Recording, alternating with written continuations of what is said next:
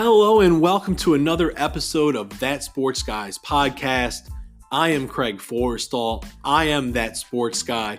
Go ahead and find me on Twitter at that_sports_guy, where you can find all of my latest football takes. Also, NFLDraftDiamonds.com is proud to feature the That Sports Guy podcast on its website. Stop by NFLDraftDiamonds.com, your official draft coverage king.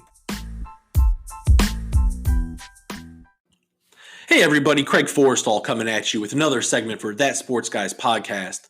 Go ahead and find me on Twitter at that_sports_guy. I want to get into something that I'm really excited about with everyone today. And sometimes I get to talk to really fascinating, really interesting, really intelligent people when I'm talking to either coaches or players. And recently I had the privilege of speaking to someone named Warren McCarty.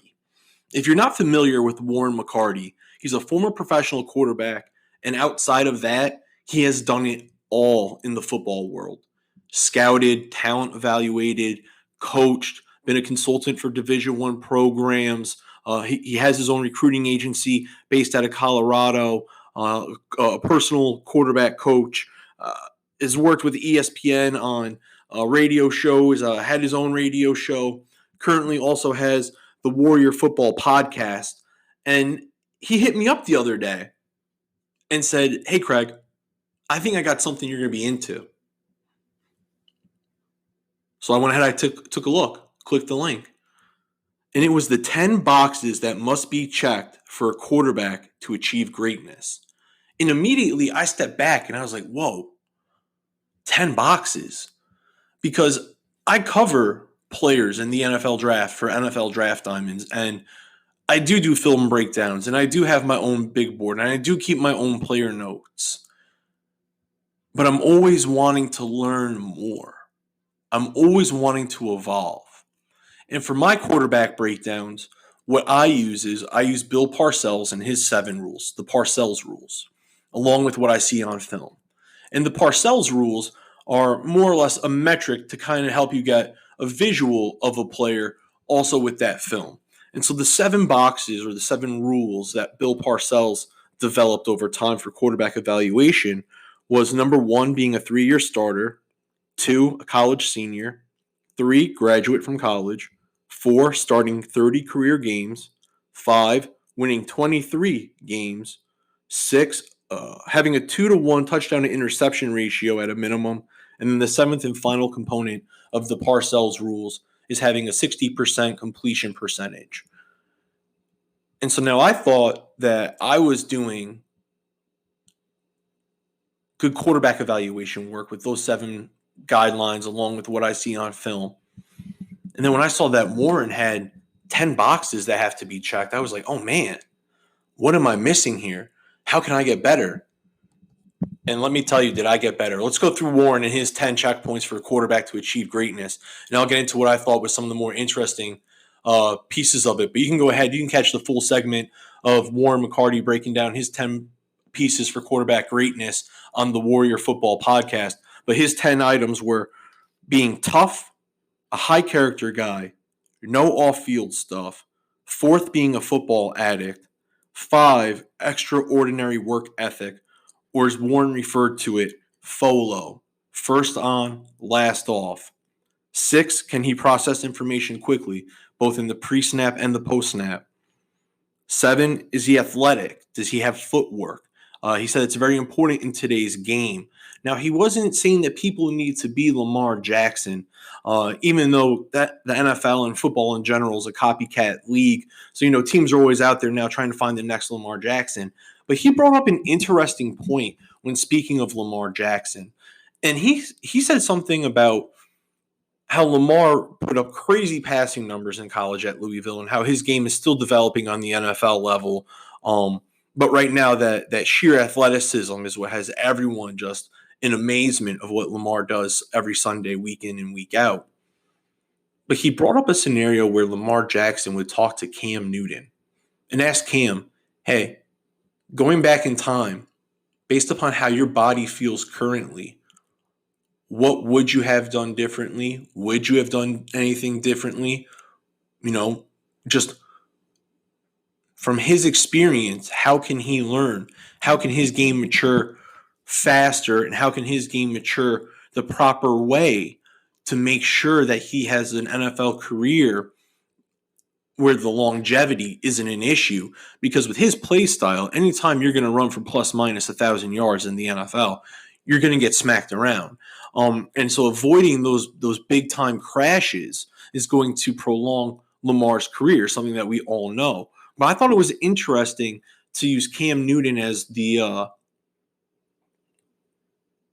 quarterback for him to talk to, because when you look at their body types, Lamar's smaller than Cam. Cam's jacked up at that 250-ish range and a couple inches taller. So I thought that it was interesting where Cam had that body type where he was more willing to absorb the body blows. And when you saw the punishment that he took early on in his career, there's no question to Cam Newton's toughness. So I just think that going with the Cam Newton analogy was something that I never thought of.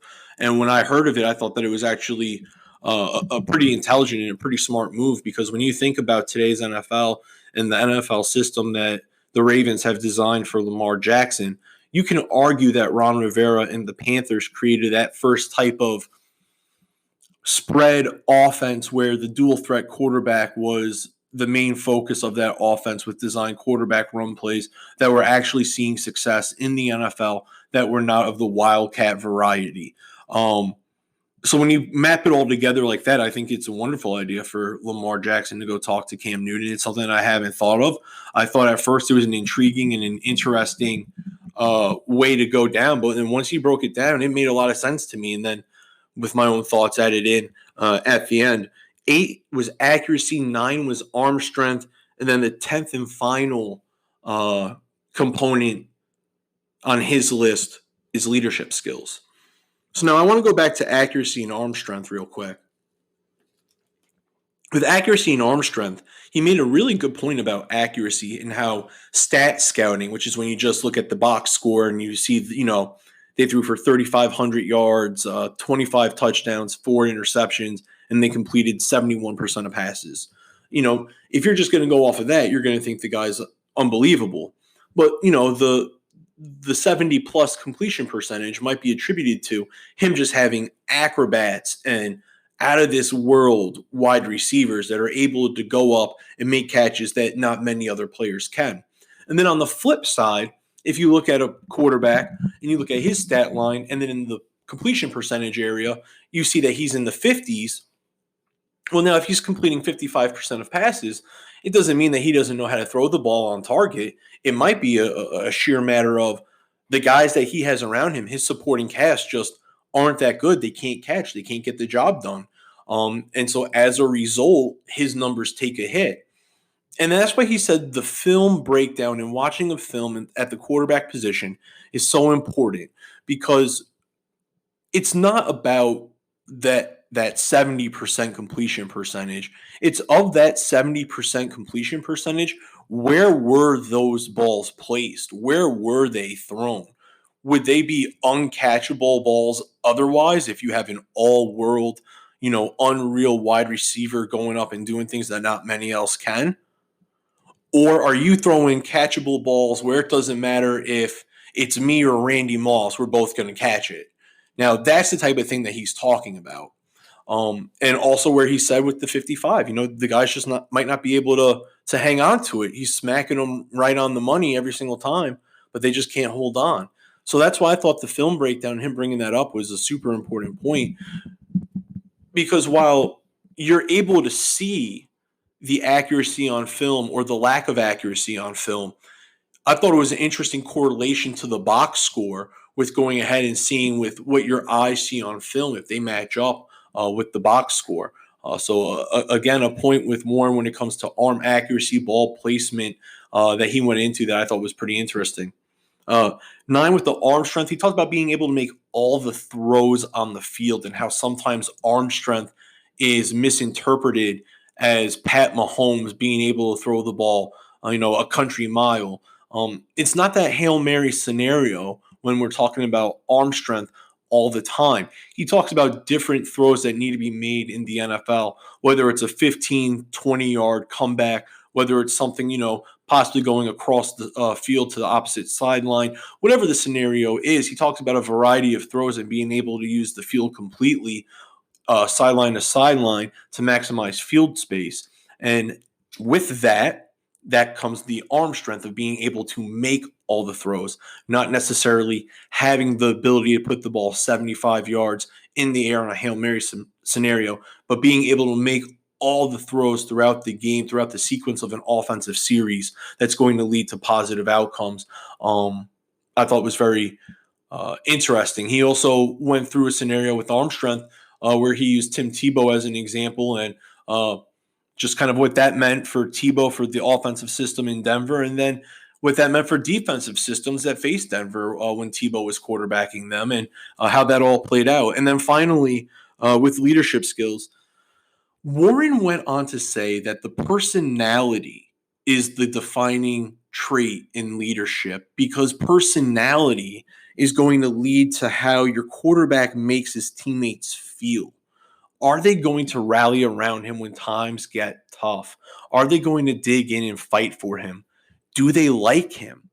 And what he was saying is, if you can check boxes 1 through 9, that box 10 usually comes with ease. Now, he gave a couple of examples with a couple of his playing buddies and some of the guys that they've been around, and the different ways that they went about attention to detail and executing their leadership, and being an example for the rest of the guys on the team. And like I said, if you catch out his podcast, Warrior Football Podcast, you'll hear a great segment on Warren McCarty and how he views the quarterback position and the 10 factors that he feels are the most conducive to success at the NFL level. Hey everyone, how's it going? Craig Forrestall back with another segment for That Sports Guys podcast, and I wanted to focus on something that's always been really intriguing to me, and that's the offensive line development at North Dakota State and at Wisconsin. There's always stories from Wisconsin about the players that they recruit that come in, whether it's David Edwards a handful of years ago at 6'6", 6'7", anywhere between 210 and 225, depending on what you look at. And his primary thought was that he was going to transition from high school quarterback to tight end. And lo and behold, he ends up becoming an offensive tackle, one of the premier offensive linemen in the Big Ten, was a key component to the Badgers while he suited up for the program. And then it was a repeat scenario with a couple of other of former Badgers. We can look to Rick Wagner, who's now of the Green Bay Packers, but when he first came to Madison, he was primarily a basketball player who was going to join the football program as a walk-on tight end. So you're looking at someone who was primarily a basketball player in high school that showed the athletic traits and the potential to develop into a tight end possibly. But what do they get out of Rick Wagner? They get an offensive tackle who's been in the NFL now, having himself a solid career. There's countless other examples throughout those programs and their long history, but also we can look to their recruiting classes, and then specifically we can look to North Dakota State currently with their starting left tackle, returning All-American, and one of the dominant forces on the offensive line in the Missouri Valley Conference and in the whole country, regardless of level of competition. And that's Dylan Radunz. He's a 6'6", 300-pound offensive tackle now. But if you go back and you look at his 24/7 sports recruiting profile, it has him listed as a 265-pound defensive end prospect. So the way that North Dakota State takes these players in and grows them and develops them is very, very intriguing and interesting to me, and how they're able to do it year in, year out, and how they're able to have these players develop without losing any functional athleticism, if not gaining functional athleticism with that added size. Now, I know at the larger programs, they have the resources, the abilities, and the capabilities to cater to individual athletes, whether it be with their physical strength and conditioning needs, or whether it be with their nutritional needs in the cafeteria to get that desired body transformation and outcome that not only the coaching staff has envisioned, but also that the athlete is now envisioning for their career. So it's that. It's being able to put a athlete on a catered program that's going to get those desired results. And this isn't just, like I said, something that they've done once or twice, but it's something that they routinely do. Now, we can go ahead and we can look at the North Dakota State 2020 football commits on 247sports.com. Ranks them with the 141st best class in the country, also the number one class in the Missouri Valley Conference for 2020. But I'm just going to go down. I'm just scrolling through their commitments right now, and then I'm going to point out the prospects that fit that undersized or underweight offensive line category that they have done before. Again, this is the North Dakota State 2020 football commit list from 247sports.com, and I'm going to tell you the underweight offensive linemen that they are bringing in with this recruiting class. We can first start with Mason Miller, an offensive tackle prospect from Minnesota. He earned a 2-star rating from 247 Sports. 6'8", 240 pounds is what they have him listed at. Further down, you will see Gray Zabel from Pierre, South Dakota, offensive tackle prospect, 6'5", 240 pounds. I'm not sure if this is a misprint, but Jack Bram, offensive guard prospect, 6'2", 210 pounds from Maryville, Missouri. So as you can see, they do that routinely. Now, of course, those aren't their only commits on the offensive or defensive line. So you can go ahead and take a look for yourself as well on the 24/7 North Dakota State page if you want to see their full recruiting class. But when you look at the case of, we'll stick with Mason Miller at this point, the offensive tackle prospect that they're bringing in from Minnesota, who is listed on 24/7 Sports at 6'8", 240 pounds. Now, when I see that, I ask myself, to get him to 300 pounds from what he's currently listed at, that's a 60-pound differential. How do you break that 60 pounds up? Because there has to be a plan A. Everybody's body reacts differently. But if the goal is to bring him in as an offensive tackle and develop him as a high-level offensive tackle for the North Dakota State program, I would envision his weight goal being somewhere in that 300-pound north neighborhood. That's 60 pounds, like I said. Is the goal to get half of that weight year one in the redshirt year to get him to 270? Is the goal something different? Like I said, once he gets to camp and once he gets on campus, they're going to be able to work with him specifically from a physical standpoint with his weightlifting program and the strength and conditioning program that they'll add to him specifically along with the program's normal routine. And then also from the weight standpoint, the cafeteria will be able to provide him with the nutrition and the meals that he needs to fit the goal that him and the coaching staff have set forth. And now, like I said, with Dylan Radons, he was recruited out of Minnesota, listed as a defensive end at 265 pounds on his 24/7 Sports recruiting profile. And now he's a 300-pound offensive tackle who's dominated college football the past couple of years. You can go look at that Montana State film from the FCS semifinals, a very talented defensive line.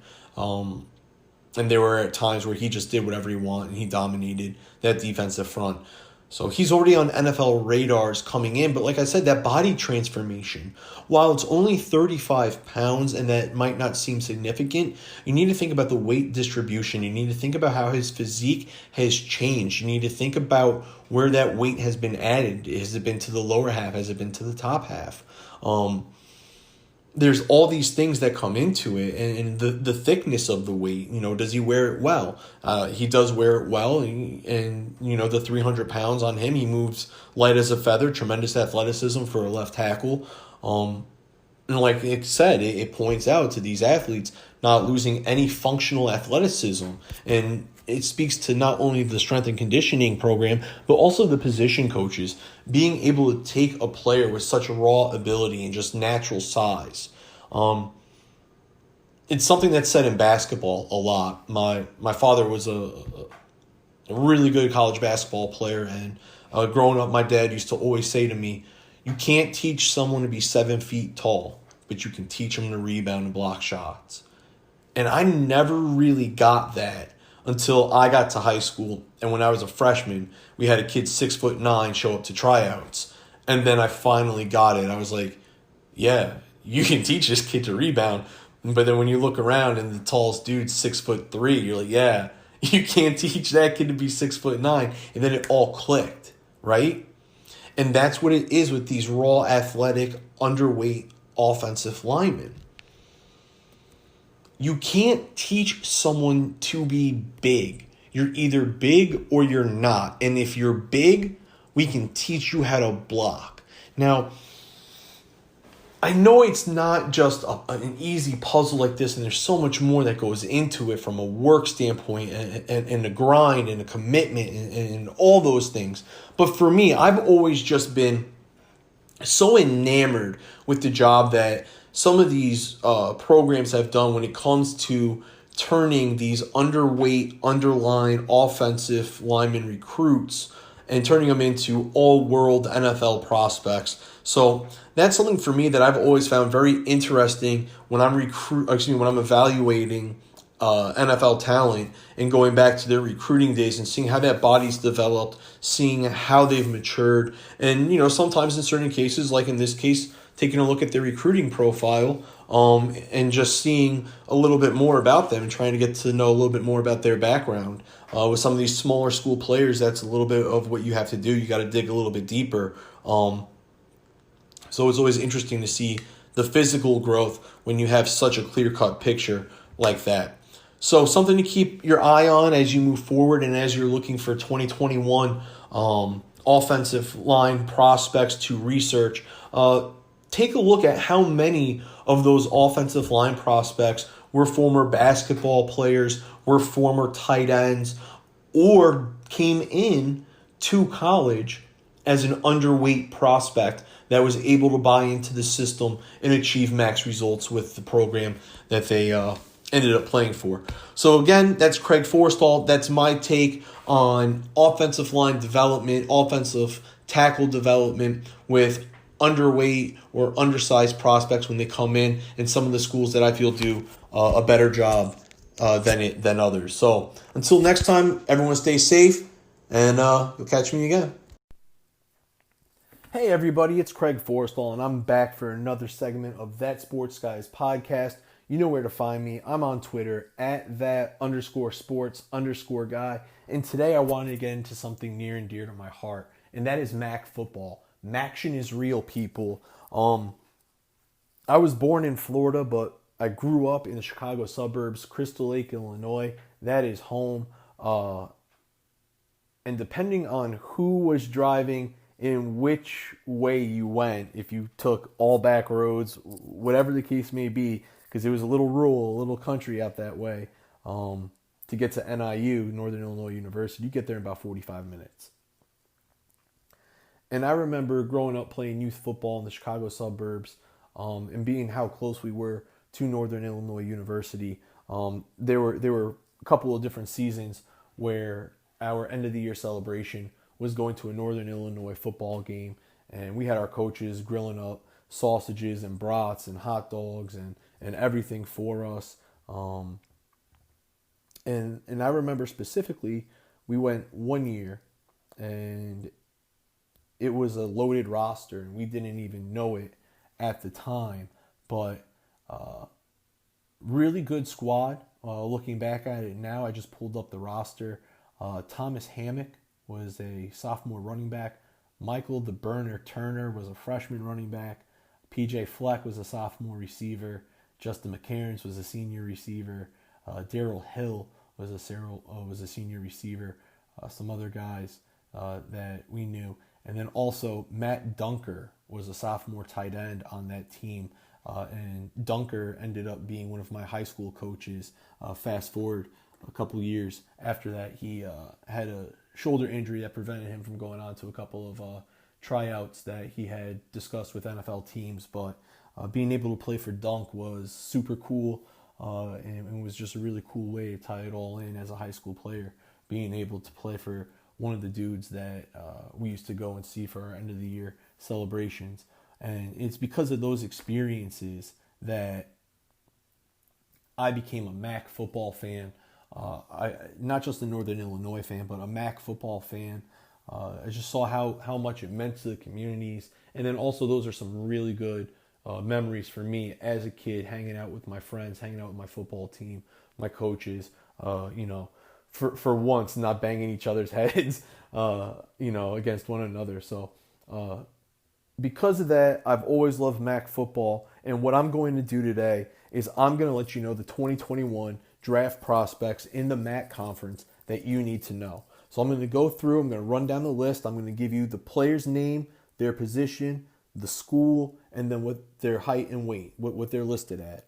And then once I run through those players, I'll go through and I'll give you just a quick little snippet about each player, a little information on them.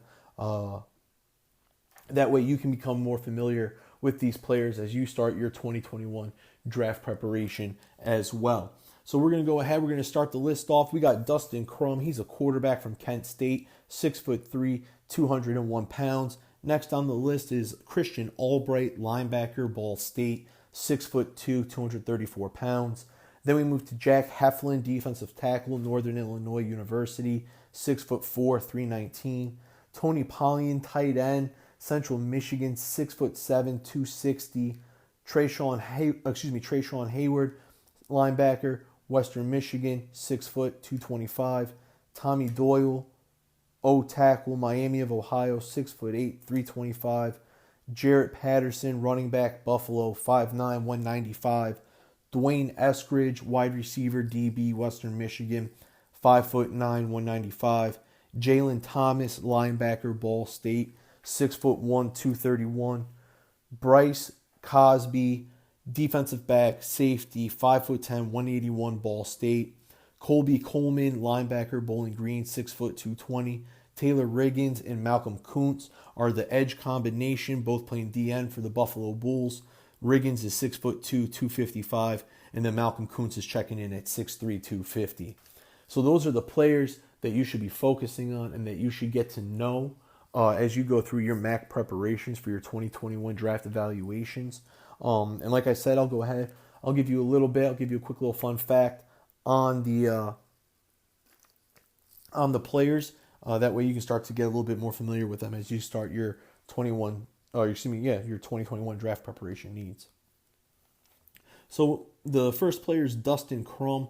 He's a dual threat quarterback who had his breakout season in 2019. He guided the Kent State football program to its first ever bowl win. That was over Utah State. You can go ahead. You can watch that game if you want. It was a phenomenal quarterback showing, not only with Dustin Crum, but also with Jordan Love, who was picked in the first round by the Green Bay Packers of the 2020 draft. So if you want to go have a little bit of fun watching a couple quarterbacks go back and forth, that's a great game for you to go watch with Dustin Crum of Kent State taking on Jordan Love, Utah State, during the bowl season. Kent State came out victorious. Dustin Crum was all over the field with passing and rushing touchdowns. Christian Albright is a 2-year starter entering the 2020 season who makes plays all over the field, but he finds himself in the backfield a lot. Again, he's a linebacker from Ball State, originally a Georgia native. Jack Heflin was selected by Pro Football Focus as an honorable mention to their All-American teams. He enters 2020 as a 2-time All-MAC pick. He has 9 sacks over the last 2 seasons from the defensive tackle spot. He is also capable in the run game. Tony Pollian, he's a phenomenal athlete, has great size, like we said, 6'7", 260. He's a former high school basketball standout, also a former quarterback. He did not fully transition to tight end until 2019. 2019 was his first year fully as a tight end. He found himself second team All-MAC 2019. Previous seasons, when he first got there as a freshman, he was playing quarterback. Then as a sophomore in 2018, he split the season between tight end and running back. And then, like I said, 2019 fully transitioned over to the tight end position. Then we're going to move on to Trayshawn Hayward. He logged 142 tackles in 2019, which was the third most in the country. He was the 2019 MAC Defensive Player of the Year, and he was named an All-American by Sporting News. Tommy Doyle started at right tackle in 2018 for Miami of Ohio, and then in 2019 he slid over to the left side. 2019 he was named first team All-MAC. He's a former hockey player. He does have a nasty side to him, and that does show up in the run game. And then you need to be patient with him in the pass game. He is still growing as a pass blocker. But he overall is a solid-looking offensive line prospect with a phenomenal size at 6'8". Jarrett Patterson, he's not the fastest or the most explosive running back. He is good, though. He finds ways to shift and slip out of tackles, and that should be evidenced by his 2 seasons at Buffalo. He will only be a junior this upcoming year, but I do feel that he will test the NFL waters. As a freshman in 2018, he ran for 1,013 yards, and then last season he was just shy of 1,800 yards, setting the school record as he posted 1,799 on the ground for the Buffalo Bulls.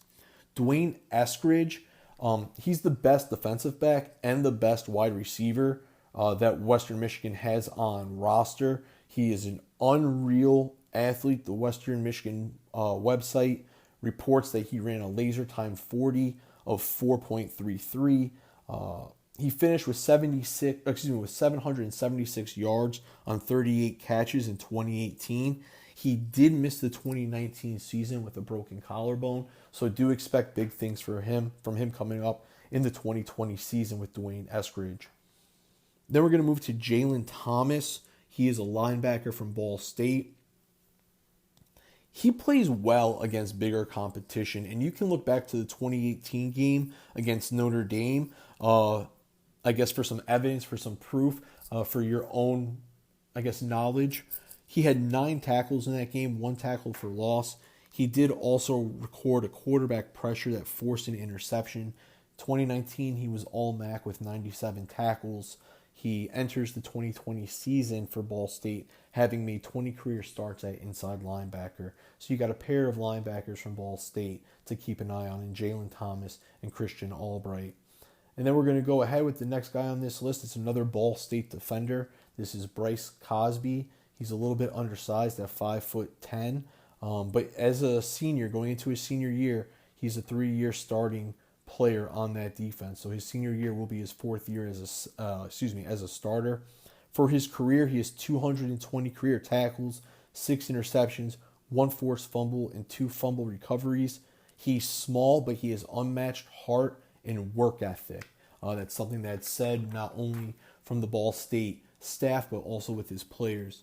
Then we go to Colby Coleman. He's a 2-year starter for Bowling Green Falcons. He posted 103 tackles in 2019, which was good for 3rd team All-MAC honors. He's undersized at 220, and that 220 might even be a little bit generous, but he has 194 career tackles with 173 coming over the last 2 years.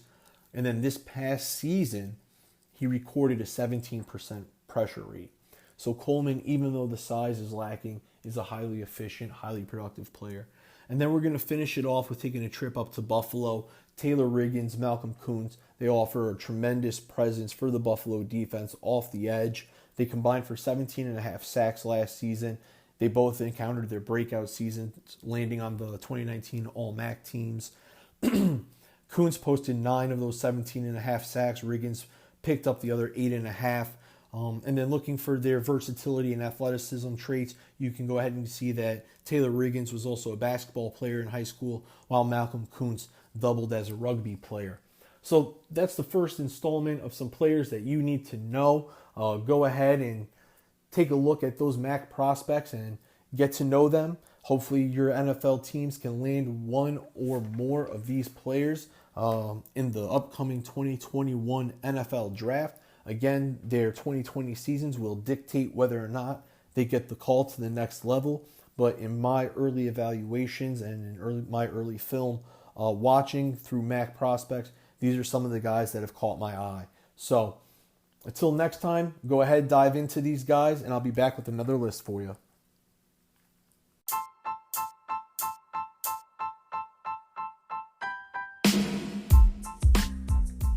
Hey everybody, Craig Forstall. Thanks for tuning in and listening to another episode of That Sports Guys podcast. Make sure to follow me on Twitter at @that_sports_guy to catch all the latest updates and podcast episodes. Until next time, stay safe and be easy.